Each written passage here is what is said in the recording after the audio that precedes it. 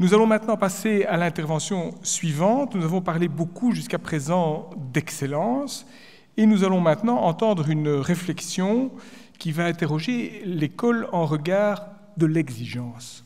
Comment conjuguer excellence et exigence? Ce sera sans doute une des lignes de force de l'exposé de Vincent de Corbitaire qu'il va nous faire maintenant. Est-il encore utile de présenter Vincent de Corbitaire, qui nous a tous aidés à un moment ou l'autre à décoder les résultats électoraux les soirs d'élection, aidés à comprendre quantité de sujets sociopolitiques ou économiques lorsqu'il était directeur du CRISP. Aujourd'hui, qu'il est professeur et titulaire de la chaire de philosophie sociale et politique contemporaine à l'ULB, il a élargi son champ en revenant sans doute à sa formation initiale de philosophe et de grand connaisseur, notamment de Jean-Paul Sartre. Une grande interview dans le journal Le Soir du week-end dernier nous donne cependant quelques clés de son parcours et de sa réflexion. J'en sors une phrase qu'il nous développera peut-être dans son exposé. À la question relative au rôle de l'école aujourd'hui, il répond entre autres « On ne le dit pas ouvertement, mais elle est d'abord une préparation à l'entrée dans la vie professionnelle. Et donc, ce qui était considéré comme des impératifs apparaît aujourd'hui au mieux comme un luxe, au pire comme un obstacle. » Fin de citation. Cette interview faisait écho d'une certaine façon à un article qu'il écrivait en 2016 intitulé « La pédagogie du renoncement ». Monsieur de Corbitaire, la parole est à vous. Vous l'avez peut-être deviné en écoutant la fin de la présentation, je ne vais pas exactement répondre à l'attente initiale des organisateurs, et notamment creuser la question des rapports entre excellence et exigence. Je ne vais pas non plus véritablement développer l'idée même d'école de l'exigence. Je vais plutôt exposer quelques facettes et, me semble-t-il, quelques causes de l'effacement de l'exigence à l'école.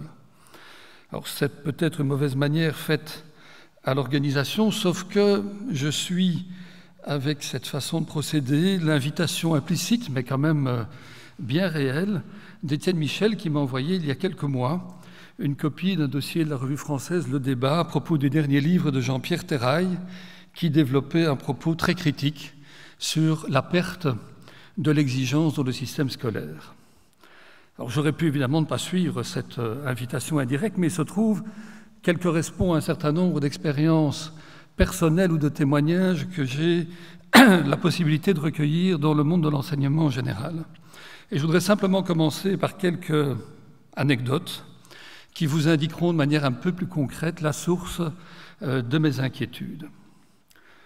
Premier élément, je le puise à l'ULB, un cours de dissertation en première année de philosophie, donné de la même manière essentiellement depuis une quinzaine d'années, évalué de la même manière et qui aboutit en première session cette année à l'échec des 60 étudiants inscrits. Le même cours en 2001, donné et évalué par le même professeur, aboutissait à une moyenne de 11 sur 20, cette année 5,5 sur 20.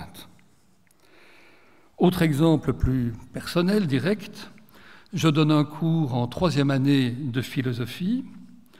J'interroge sur texte, philosophique pas particulièrement compliqué, mon propre syllabus, et je suis frappé par la difficulté manifeste pour un certain nombre d'étudiants à lire tout simplement un texte philosophique. En fait, et je vois ça chez des juristes aussi, à qui je donne également cours, les substantifs et les verbes sont bien repérés. Tout ce qui les entoure et qui construit le sens, les nuances, les contradictions, les rapports de cause à conséquence, est déjà plus difficile manifestement à exploiter. Et il y a une carence majeure que je sentais aussi en écoutant les tentatives de synthèse de cours en général et qui concerne l'abstraction. L'abstraction, c'est-à-dire l'exigence commune qui est à cultiver dans les cours de sciences humaines, en mathématiques, en sciences de la nature, toute discipline qui demande de la réflexivité, une aptitude à établir des liens, une pratique du raisonnement logique, et donc, en amont, la maîtrise de la langue et des symboles dans lesquels tout ceci s'inscrit. Et c'est cette maîtrise qui commence manifestement à faire cruellement défaut. Dernière anecdote puisée à l'ULB, les cours de propédeutique d'accompagnement des étudiants de première année, par exemple en histoire, se penchent désormais sur l'apprentissage d'expressions aussi élémentaires que « tandis que » ou « désormais » ou autres éléments assez simples pourtant de la langue. Alors, 2-3 exemples encore.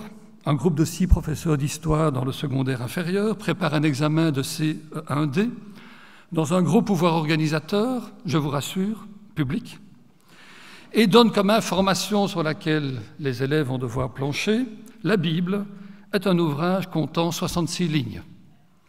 Interrogés, ils ont reconnu qu'ils voulaient écrire 66 livres. Dernier exemple, je le puis cette fois à l'UCL, il m'a été rapporté par un membre du conseil rectoral. Après un mois d'enseignement de la chimie à des scientifiques, un test leur est proposé. Une question ne demande aucun prérequis, il suffit de comprendre l'énoncé, je vous le lis. Voici une série de corps classés par ordre décroissant de force. Quel est le plus fort? Résultat, 50% d'échecs. Voilà pour quelques éléments d'arrière-plan. Je sais que, on m'a rappelé ça dernièrement au cabinet Marcourt, tout ceci pourrait s'interpréter comme étant simplement l'effet de la massification de l'université. Je ne suis pas sûr que ce soit aussi simple.